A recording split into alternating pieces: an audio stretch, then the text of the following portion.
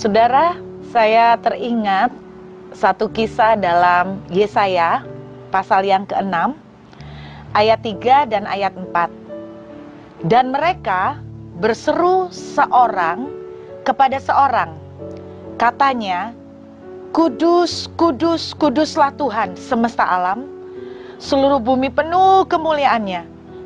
Maka bergoyanglah alas ambang pintu disebabkan suara orang yang berseru itu, dan rumah itu pun penuhlah dengan asap. Saudara, kalau kita perhatikan di ayat ini, ketika orang-orang itu berseru seorang kepada seseorang, berarti antar teman mereka berseru. Apa yang mereka serukan? Mereka tidak membahas entertainment, mereka tidak gosip. Yang mereka serukan adalah Kudus, kudus, kuduslah Tuhan. Yang mereka serukan adalah pujian. Yang mereka serukan adalah kata-kata pengagungan kepada Tuhan. Lalu Alkitab menuliskan, ambang pintu goyang. Alas ambang pintu goyang. Alas itu bicara tentang fondasi. Sebuah rumah tanpa fondasi tidak akan pernah kuat. Jadi alas itu yang menjadi basicnya. Sampai Alkitab menuliskan itu goyang karena mereka saling berseru satu dengan yang lain. Dan kemudian setelah alas itu goyang, rumahnya pun ikut goyang. Apa yang hikmat yang Tuhan kasih melalui cerita ini adalah begini. Waktu kita berbicara dengan orang lain, membicarakan kata-kata yang menyembah, yang memuji Tuhan, saudara bisa bayangkan menurut Alkitab, itu bisa menggoyangkan alas. Nah, mungkin ada satu masalah yang saudara sedang hadapi, dan saudara berkata, masalah ini terlalu kuat, terlalu berat, tidak mungkin terselesaikan. Kalau kita membaca ayat ini, ada harapan alas ambang pintu yang kuat itu bisa goyang dan goncang. Ada harapan kita bisa membuat masalah kita yang kita bilang terlalu besar, terlalu kokoh, tidak bisa dirubah, kita goncangkan, saudara. Bagaimana caranya? Dengan cara menyerukan. Menyerukan apa? Menyerukan kata-kata pujian, menyerukan kata penyembahan, berbicara satu dengan yang lain tentang Tuhan yang ajaib, mengucapkan satu dengan yang lain tentang kata-kata yang positif, membicarakan hal-hal yang mujizat, saudara. Jadi mari kita belajar jangan membicarakan hal negatif. Jangan katakan begini, terlalu berat, tidak bisa, mustahil, sudah tidak ada jalan, penyakit ini tidak tersembuhkan. Dua hal yang bisa kita lakukan kalau dari ayat ini, saudara. Hal yang pertama, kita harus sering membicarakan dengan siapapun saja. Membicarakan apa? Mari kita bicarakan begini, Tuhan Yesus ajaib, tidak ada yang mustahil buat Tuhan. Penyakit apapun akan tunduk di dalam nama Yesus.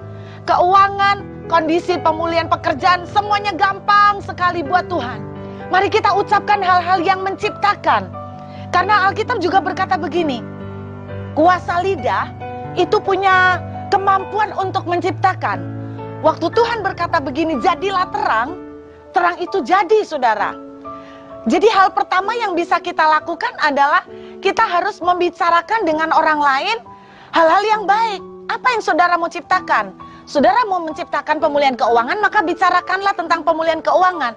Bicaralah bahwa ternyata Tuhan itu ajaib. Tuhan bisa membuka jalan bahkan sekalipun tidak ada jalan. Kalau kita mau bicara tentang kesembuhan, maka bicarakanlah dengan orang lain. Jangan bilang penyakit ini sudah tidak ada jalan. Ini kita tinggal nunggu mati. Nasib saya sudah tidak mungkin dirubah. Dokter sudah angkat tangan. Kami cuma punya waktu 3-4 bulan. Saudara, ayo coba belajar. Daripada ngomong yang negatif, ucapkan dengan teman-teman yang lain. Kondisi saya akan baik. Oleh biru-biru Yesus saya akan sembuh. Tubuh Yesus telah menggantikan tubuh saya yang banyak kekurangan. Kita ucapkan kata-kata yang positif. Nah, hal kedua yang bisa kita lakukan adalah kita tuh menaikkan pujian penyembahan. Kita menaikkan pengagungan kepada Tuhan. Saudara, ada sebuah kesaksian dialami oleh teman saya sendiri. Pada waktu itu kami mengadakan satu acara pujian penyembahan. Dia tidak sama sekali cerita kepada saya bahwa dia sedang punya masalah. Waktu itu dia sedang mengandung, hamil cukup besar, dan anak di dalam kandungannya ternyata menderita hidrosefalus. Saya sama sekali tidak tahu karena dia tidak pernah terbuka pada waktu itu. Tapi yang kami lakukan dalam kebaktian itu cuma menyembah, kami mengagungkan Tuhan, kami membesar-besarkan kuasa Tuhan. Kemudian itu saya masih ingat, itu kira-kira hari Senin. Lalu ternyata pada waktu hari Selasa, itu tiba schedule-nya dia untuk periksa lagi ke dokter. Nah, pada waktu dia hamil dan anak di dalam kandungannya itu menderita hidrosefalus, dari bulan ke bulan kepalanya makin membesar.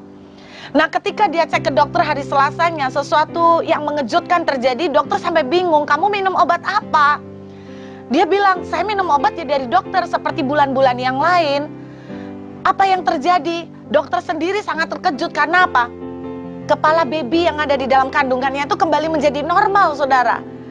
Jadi saya sangat terkejut dengan kesaksian ini. Saya tidak menyangka bahwa ketika kita itu menaruh hati masuk di dalam hadirat Tuhan, kita di tengah segala kekuatan kita sudah habis, kita hanya menyembah, mengagungkan Tuhan. Saya tidak pernah menyadari bahwa ketika kita menyembah Tuhan, saudara, sesuatu terjadi, sesuatu Tuhan lakukan. Anak di dalam kandungannya disentuh oleh keajaiban Tuhan dan mengalami kesembuhan. Karena itu, saudara, hari ini saya mengajak semua saudara, apapun yang menjadi pergumulan saudara, mulai berhenti untuk mengucapkan kata-kata yang pesimis dan mulai katakan kata-kata yang membangun, kata-kata yang menciptakan. Mulai katakan, aku pasti ada jalan. Mulai katakan, keadaan krisis boleh terjadi, tapi aku ini anak Tuhan. Alkitab bilang anak Tuhan tidak akan dibiarkan sampai meminta-minta. Daud sendiri berkata, dahulu aku muda, sekarang aku menjadi tua, tapi tidak pernah aku melihat anak orang benar meminta-minta. Amin, saudara. Dan saya mengajak saudara, ayo kita mulai melepaskan kata-kata yang baik seorang dengan yang lain, dan kita mulai menciptakan pujian, penyembahan. Saya berdoa 2 tips ini akan menjadi jalan untuk membuka keajaiban dalam kehidupan saudara. Ingat saudara, ketika mereka berseru seorang dengan yang lain, lalu mereka menyembah Tuhan, dan mereka berseru dalam nyanyian kudus-kuduslah Tuhan, Alkitab menuliskan asap turun. Asap apa ini saudara? Asap kemuliaan Tuhan, asap surga terjadi. Kalau engkau mau melihat rumah tanggamu berubah, kalau hari ini rumah tanggamu sedang kaku, sedang banyak tekanan, saudara menyembah Tuhan, asap surga akan turun, asap campur tangan Tuhan itu akan datang, kemuliaan akan terjadi, rumah itu akan digoncang, karena ada pemulihan Tuhan akan Tuhan lakukan. Karena itu hari ini jangan menyerah saudara, mari kita mengucapkan hal-hal yang positif, dan mari kita bawa hati kita menyembah. Saya berdoa, mujizat akan saudara segera terima. Tuhan memberkati.